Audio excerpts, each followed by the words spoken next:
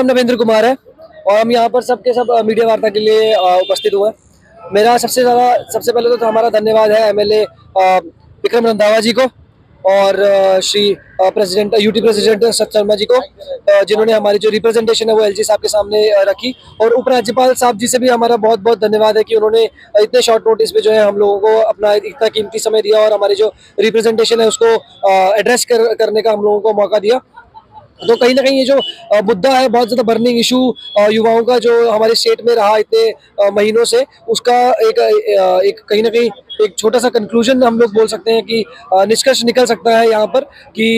हमारी जो meeting LG साहब के साथ हुई है, एलजी साहब ने भी कहीं ना कहीं हम लोगों को इस चीज़ को लेकर के आश्वस्त किया है कि कहीं ना वो इस मुद्दे पे बहुत जल्दी से जल्दी जो है काम करेंगे और जो हमारे जो युवा यहाँ पर 2 से 3 लाख युवा जो इससे अफेक्टेड हैं वो इस भर्ती में पार्टिसिपेट कर पाएंगे। हमारा मुद्दा जो है वो जेकेपी एसआई सब इंस्पेक्टर और कांस्टेबल जेकेपी कांस्टेबल की भर्ती की बहाली को लेकर के था, जहाँ पर कांस्टेबल की भर्ती 4000 पोस्ट आई थी और सब इंस्पेक्टर की 669 जो पोस्ट हैं वो हाल फिलहाल में एडवर्टाइज की गई है, जहाँ पर कांस्टेबल का पेपर अभी 1 तारीख को है और सब इंस्पेक्टर की जो है फॉर्म सभी लगने वाले हैं। उसमें हमारा मुद्दा एज रिलैक्सेशन को लेकर के था कि जहाँ पर कांस्टेबल जो है वो 8 साल के बाद अपनी बहाली लेकर के आए और सब इंस्पेक्टर का 4 साल के बाद, और उसकी वजह से कम से कम 2 से 3 लाख जो युवा हैं वो इस इतने बड़ी मेगा रिक्रूटमेंट रैली से बाहर हो गए सर। तो हम लोग उसी चीज़ की दरख्वास्त लेकर के जो है बीजेपी के पास, चाहे वो चुनी हुई सरकार इस टाइम पे नेशनल कॉन्फ्रेंस की हो और उपराज्यपाल साहब हैं उनके सामने बार बार लेके जाते रहे।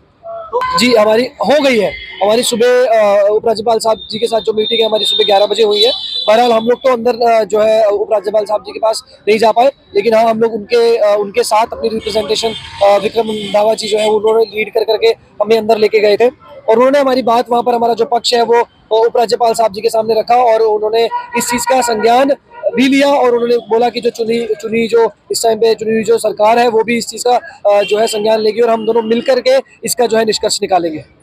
देखिए इस टाइम पे हम लोगों को एक जो युवा है इनको एक छोटी सी उम्मीद की किरण भी बहुत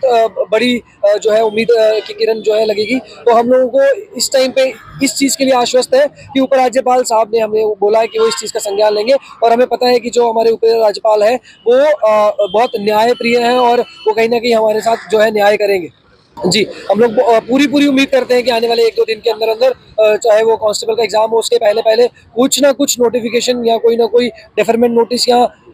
कोई ना कोई गुड न्यूज़ जो है वो जितने भी जो हमारे जो कैंडिडेट्स हैं सबको कुछ ना कुछ मिलेगा सर। ये थे मिलके आए हैं और इनको लगता है कि पॉजिटिव रिस्पांस मिलेगा इनको, और जैसे इनकी बात हुई है तो उसी को देखते हुए इन बच्चों ने सभी ने ये डिसाइड किया है कि जितना टाइम उन्होंने दिया है ये वक्त उतना जो है ये बड़ा पीसफुल एक मैसेज देंगे और यही कहेंगे सबसे कि जो भी लोग हैं, जो भी एज रिलैक्सेशन को लेके जितने भी लोग चल रहे हैं सर, एलजी साहब का शुक्रिया करें और एलजी साहब ने इनको पॉजिटिव रिस्पांस दिया और इनको लगता है कि एज इलेक्शन मिलेगी और हम चाहते भी हैं एज इलेक्शन मिलनी चाहिए क्योंकि इन बच्चों ने बड़ी देर से तैयारी करी हुई है इन एग्जाम्स को लेके। बड़ी खुशी महसूस हो रही है कि आज इनकी सुबह जो मुलाकात हुई है और मुलाकात में इनको पॉजिटिव रिस्पांस मिला है और अब सभी बच्चे यहाँ पे शुक्रिया कर रहे हैं कि एलजी साहब इनके लिए पॉजिटिव कोई कदम उठाएंगे और इनको एज इलेक्शन मिलेगी। मैं सिर्फ इतना चाहता हूँ कि जल्द से जल्द मिल जाए एज इलेक्शन, क्योंकि इन बच्चों को घर में बैठ के पढ़ना भी है, तैयारी भी करनी है। नहीं, हम हमेशा खड़े रहे हैं, आगे भी खड़े रहे हैं।